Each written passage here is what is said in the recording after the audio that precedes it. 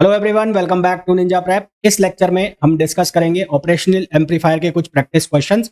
बहुत ही बढ़िया practice questions हम करने वाले हैं, यानी कि एक ही क्वेश्चन के अंदर आपको इन्वर्टेड और नॉन इन्वर्टेड दोनों का केस देखने को मिलेगा।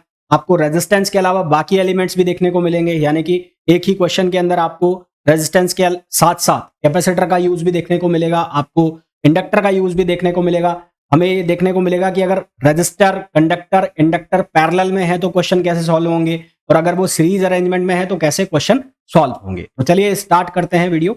तो सबसे पहला जो क्वेश्चन आपको दिखाई दे रहा है, क्वेश्चन के अंदर आपको बोला गया है कि एक यहां पर आपको ऑपरेशनल एम्पलीफायर का नेटवर्क दिया है।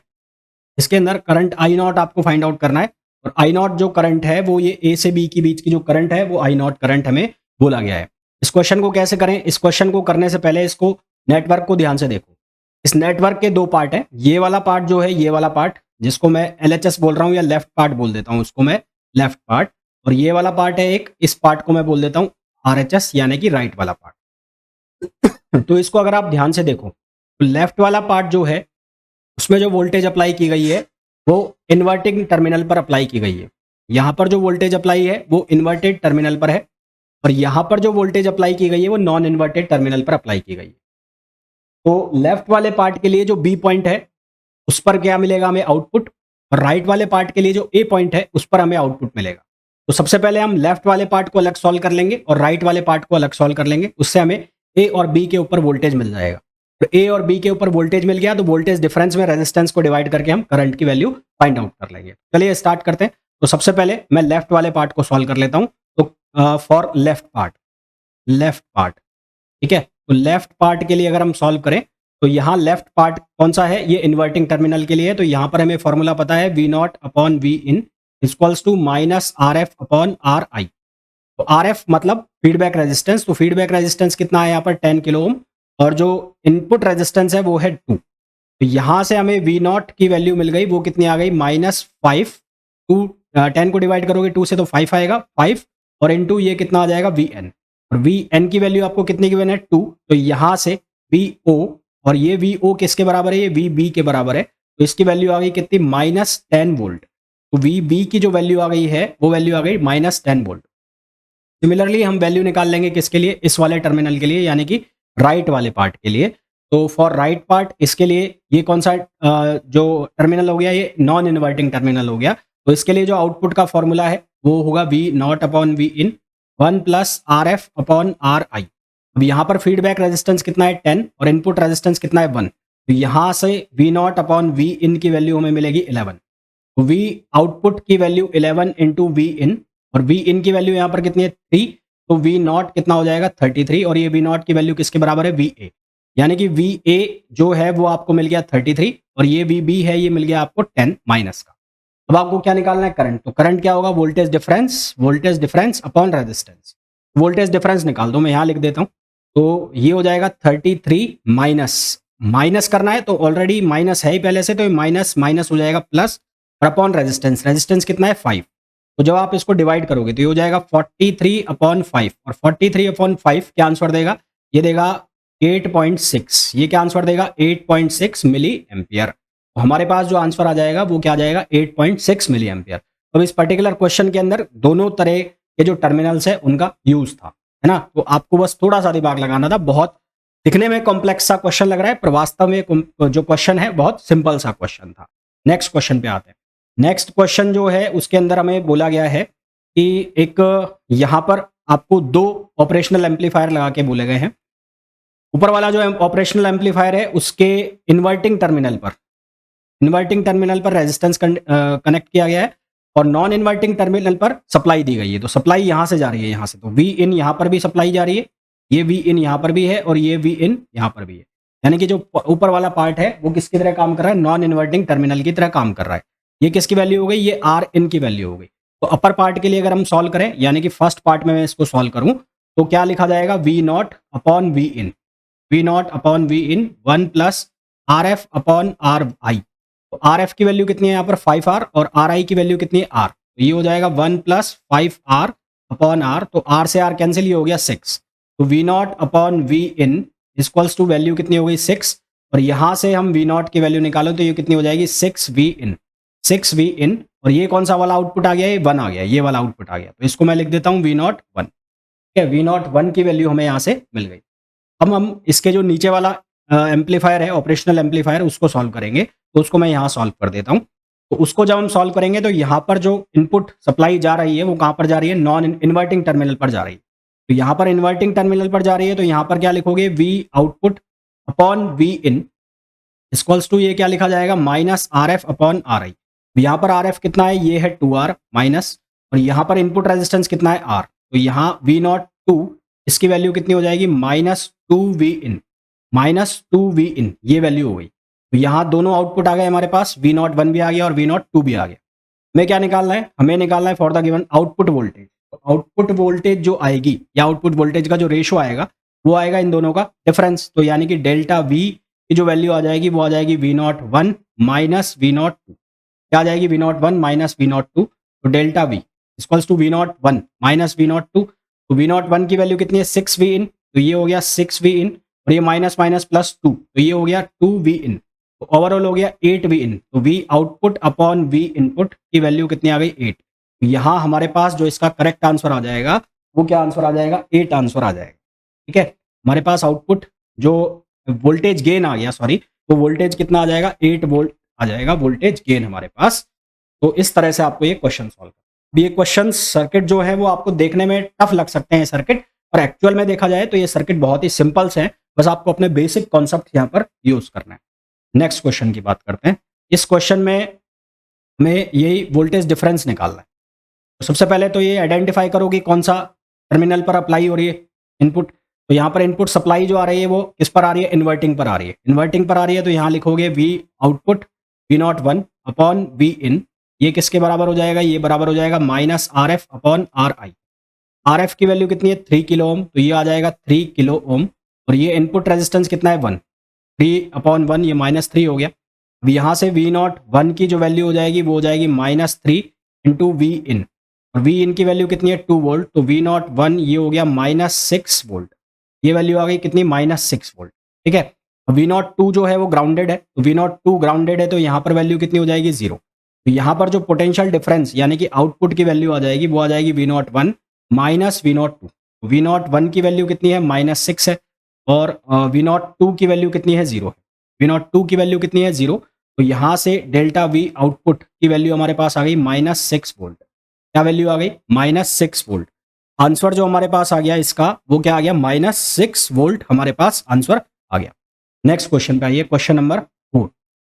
इस क्वेश्चन में आइए, देखो इस क्वेश्चन में यहाँ पर वोल्टेज सप्लाई दी हुई है, ये सप्लाई, तो ये डीसी वोल्टेज है। कौन सी वोल्टेज है, डीसी। कैसे है डीसी, अगर ये ऑल्टरनेटिंग वोल्टेज होती तो इसके साथ साइन कॉस होता। तो नॉन इन्वर्टिंग टर्मिनल पर डीसी वोल्टेज की सप्लाई दी हुई है।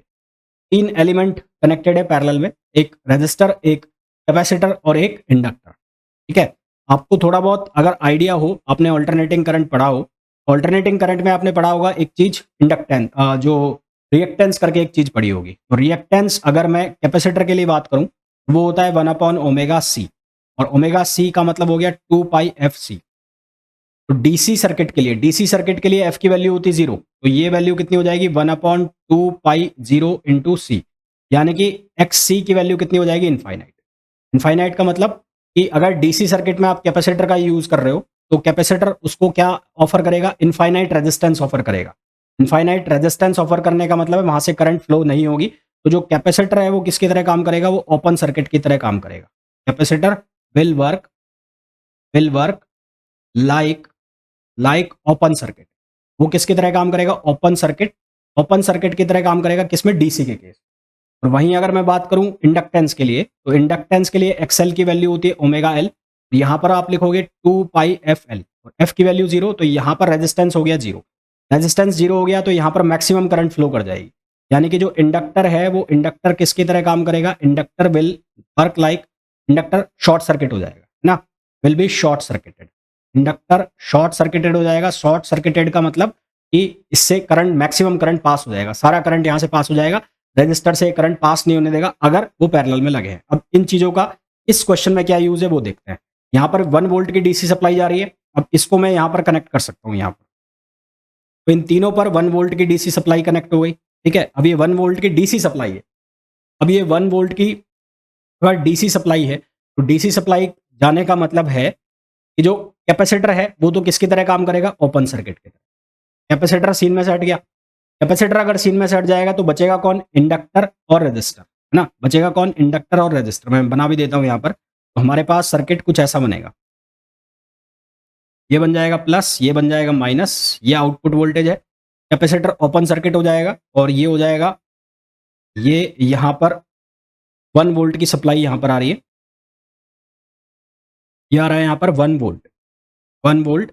और यहां पर ये इनपुट रेजिस्टेंस आ रहा है, इनपुट रेजिस्टेंस, और ये ग्राउंडेड है। ठीक है, ये 2 किलो ओम है। यहाँ पर कैपेसिटर ओपन सर्किट हो गया और रजिस्टर, रजिस्टर को मैं ऐसा का ऐसा लगा रहने देता हूँ। ये 3 किलो ओम का रजिस्टर हो गया। कैपेसिटर हो गया ओपन सर्किट क्योंकि इनफाइनाइट रेजिस्टेंस आ गया, कैपेसिटर ओपन सर्किट हो गया।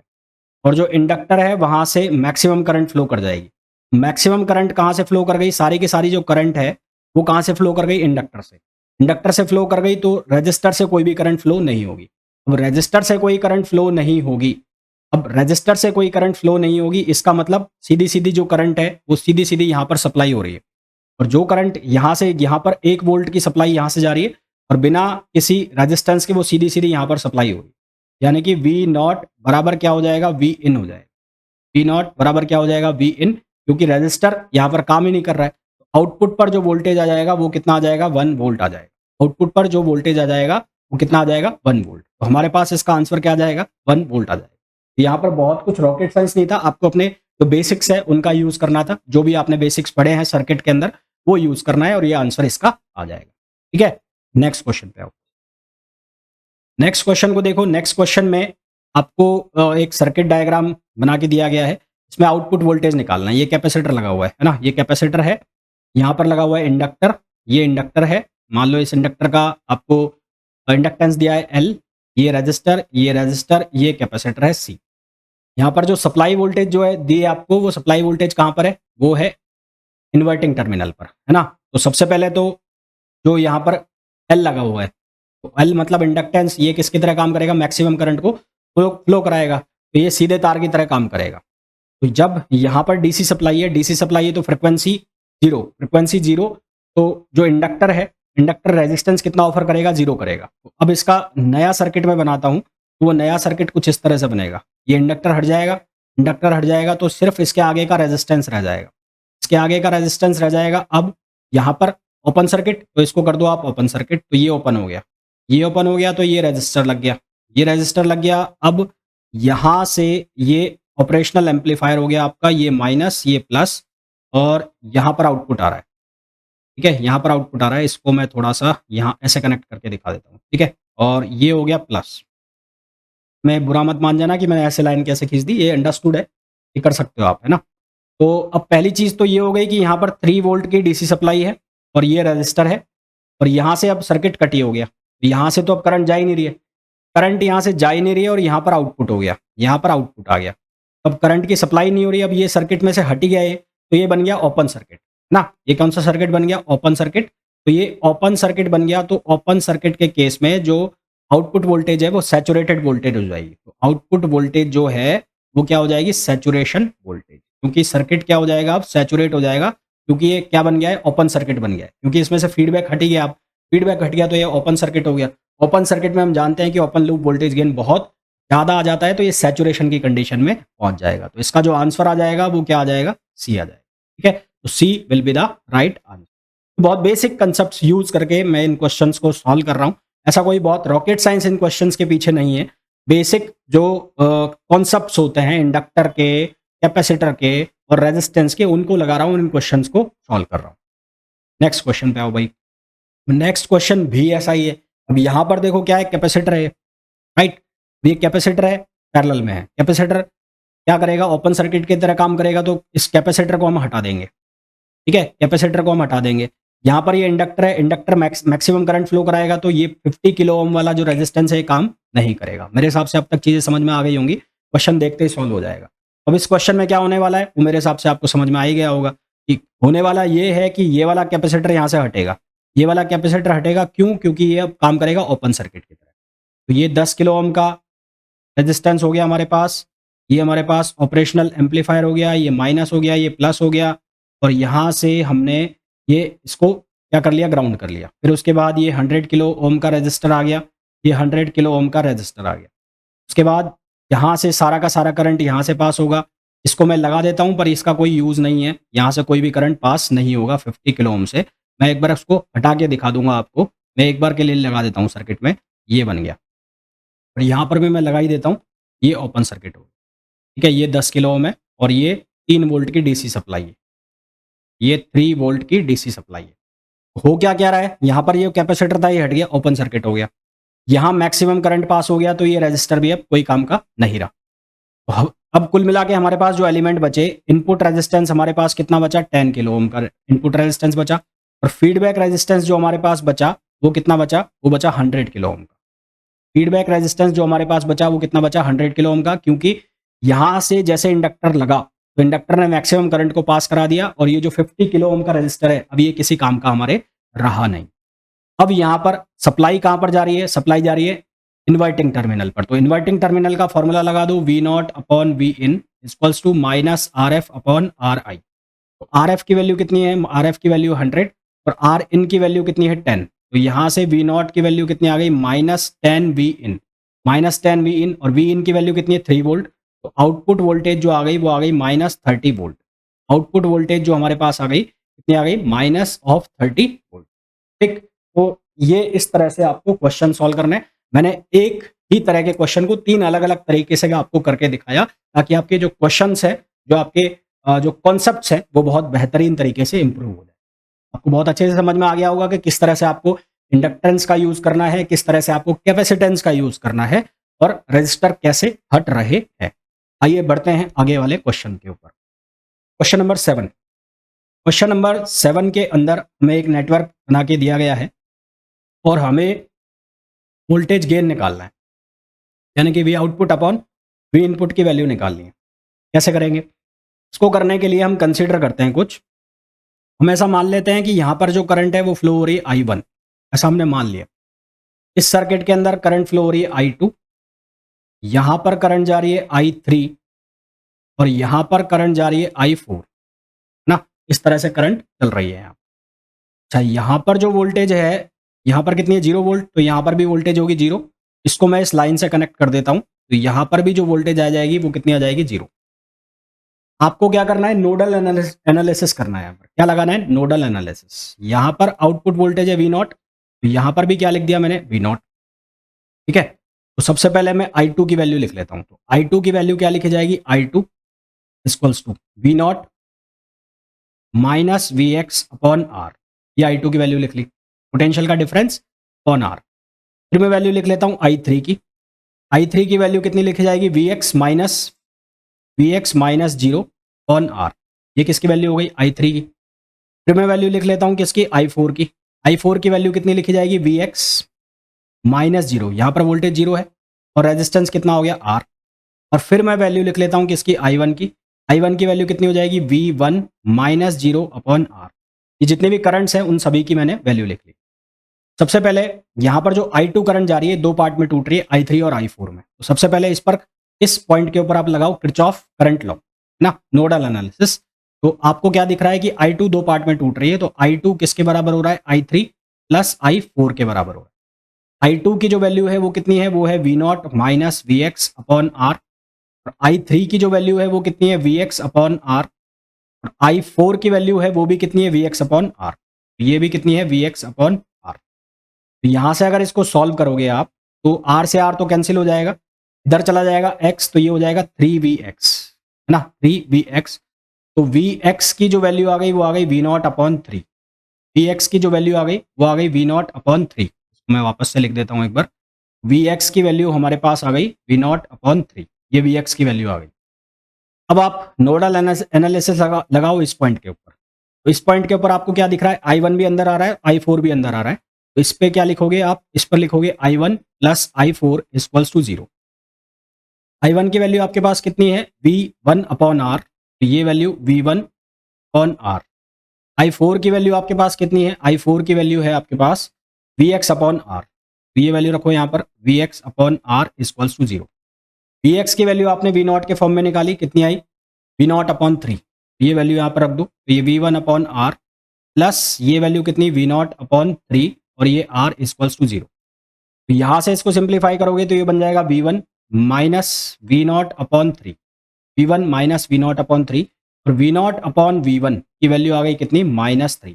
और आपको क्या निकालना था, आपको वोल्टेज गेन निकालना था। इसका जो वोल्टेज गेन आ जाएगा वो कितना आ जाएगा, -3, है ना। इसका जो वोल्टेज गेन आ जाएगा वो कितना आ जाएगा, -3। ये इसका आंसर हो जाएगा।